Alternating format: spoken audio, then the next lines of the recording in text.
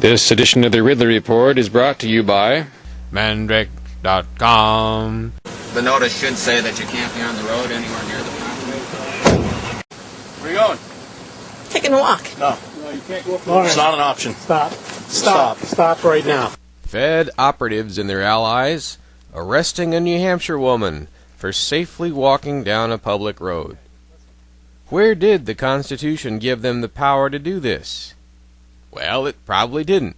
In fact, Amendment 10 probably prohibits the deed.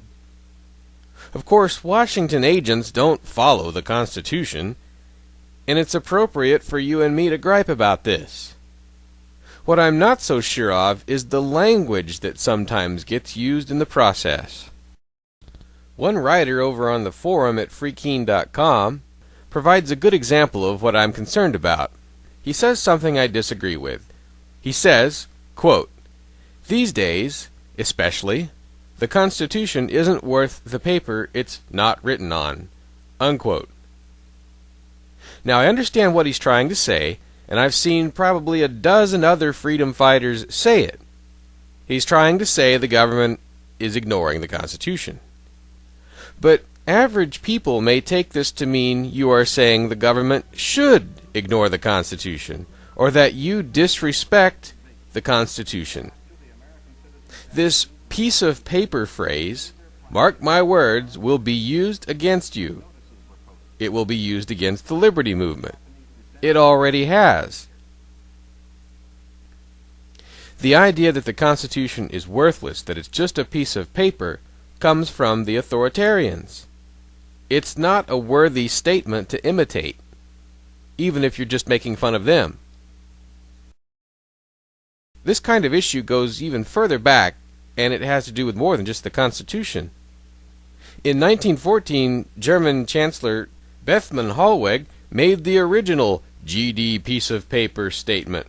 He said England's treaty with Belgium was just a piece of paper. He said he was amazed the British would go to war over it.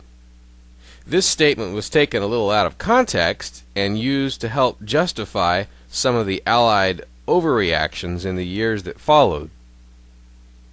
Whatever the history, a promise is never just a piece of paper. No, that's all. They called us, so we didn't realize it was you. Government workers in the U.S. swear to uphold the Constitution, and that makes it their bond.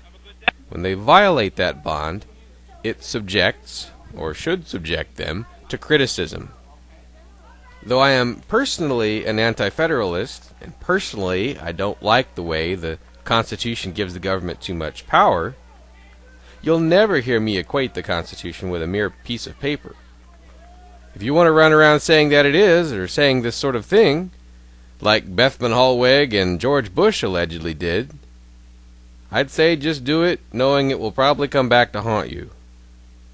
The Constitution is a flawed document that contains many limitations on government, which government ignores despite the fact that they swear not to.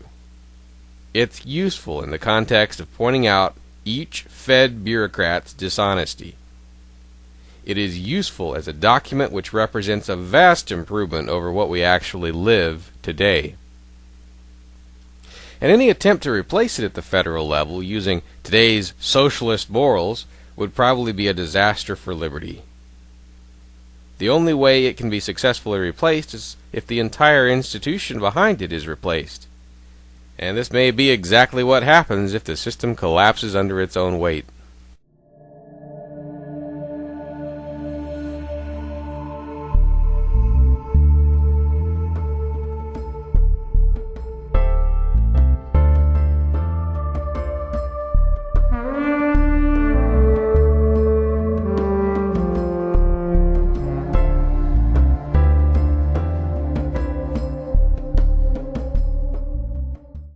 Mandrake.com. It's honey, it's cinnamon, it's phyllo dough.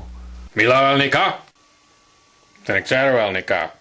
And it's famous, but not too famous to be on the Ridley Report. It is George's famous baklava, created by an agorist, shipped to you anywhere in the U.S. Mandrake.com. Gratuitas boobies.